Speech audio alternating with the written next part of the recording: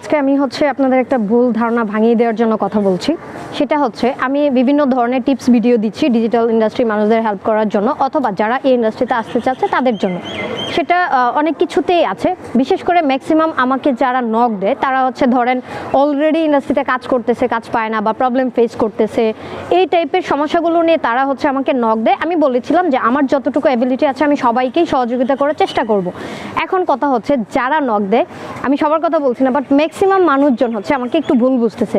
কারণ একজন দেখলাম, আমি আসলে মডারেটররা খুব বেশি চেষ্টা করছে রিপ্লাই করার জন্য, বাট তা উনি 5-7 মিনিট অপেক্ষা করতে পারছে না, ভাবছে যে আমি হয়তোবা আমাকে ডিরেক্ট দেখলাম যে বলতেছে যে আপু কথার কাজে মিল নেই। সো এই জিনিসটা আসলে কেন করছে আমি জানি না, 5-7 মিনিট ওয়েট করতেই হতে পারে, কারণ আমি অনেক বেশি কাজে ব্যস্ত থাকি আর রিসেন্টলি আমি একটু বেশি অসুস্থও ছিলাম। সো আপনারা যারা এই ধরনের একটা মিসকমিউনিকেশনে যাচ্ছেন এটা করবেন না দয়া করে। আমার যতটুকু অ্যাবিলিটি আছে আমি চেষ্টা করছি আপনাদেরকে সহযোগিতা করার জন্য এবং করে যাব ইনশাল্লাহ। তবে ধৈর্য ধরে একটু অপেক্ষা করতে হবে।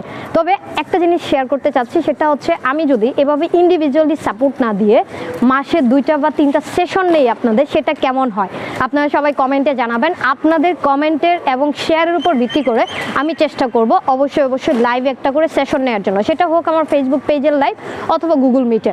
তাহলে আপনাদের যাদের যা সমস্যা আছে বলবেন, আমি যতটুকু জানি আমার অ্যাবিলিটি অনুযায়ী আমি আপনাদেরকে সাপোর্ট দেওয়ার চেষ্টা করবো ইনশাল্লাহ।